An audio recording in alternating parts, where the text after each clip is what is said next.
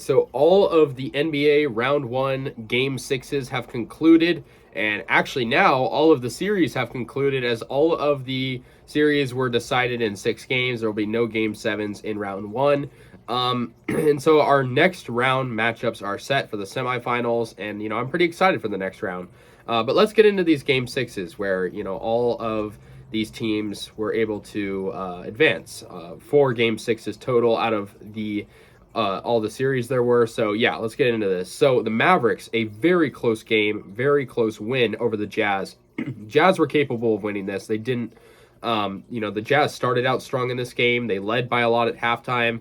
The issue was they made a couple big mistakes towards the end of the game. One, Mike Conley traveled on one of the final possessions. I mean, he's a veteran like that. That's a rookie mistake. You shouldn't be traveling. And then Bojan Bogdanovic could have won the game with a 3. He misses the wide open 3. So 2 big errors on their part. Bojan Bogdanovic had a good game, though, with 19 points. Besides that, but, he'll be remembered for that missed 3. Donovan Mitchell had 23 points and 15 for Clarkson. For the Mavs, though, good game from Luka Doncic and Brunson, each with 24 apiece. Dorian Finney-Smith at 18. I mean, the Mavericks were determined to get this done in Utah, and they played better in the third quarter. Third quarter swung the momentum. Yeah, next game we have the Grizzlies and the Timberwolves. Also a pretty close game, despite the end. The end score was an 8-point Grizzlies win, but this game really went down to the final seconds. The Timberwolves are sort of notorious for starting out really good in games and then slowly dying down, and that was very evident this game. They gave up 40 points in the fourth quarter. That's just too much, right? That defense really died down for the Wolves, despite a really good game for Anthony Edwards. Karl Anthony Towns at 18, 24 for Jaden McDaniels. For the Grizz, they had 23 from Dillon Brooks. John Morant had 17, 23 from Desmond Bane as well. But, when it was all said and done, it kind of came down to the free throw game at the end where the Timberwolves had to foul. It was a very close game. I could have seen I've suspected the Wolves might win this. I thought they were determined. They're on their home court. And it looked like they might, they would win it. They had a really strong third quarter, but that fourth quarter was pretty bad.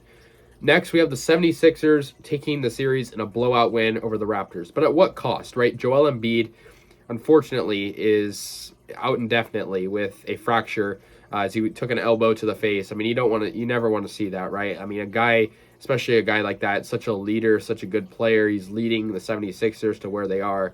And, they won this series and they won this game, but like I said, at what cost? They won 132-97, absolute blowout. And I mean, Joel Embiid, he had 33 points. Tobias Harris with 19, 25 for Tyrese Maxey, 22 for Harden, 12 for Danny Green. I mean, that whole starting lineup was dominant.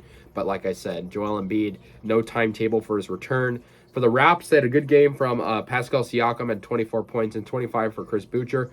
But it was a close game at the beginning of it, but then the Raptors had a horrible second half, only scoring 36 points in the second half combined, despite not a horrible start. And I mean, they got outscored by, almost double in the second half. So the Sixers win on the road and win game 6.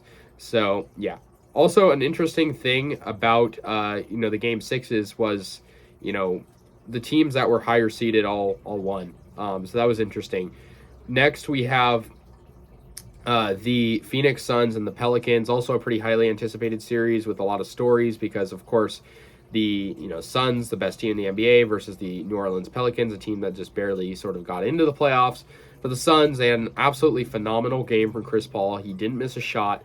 He was going crazy at 33 points. Devin Booker, of course, was in the lineup. He returned. He had 13 points, and Cameron Johnson had 13.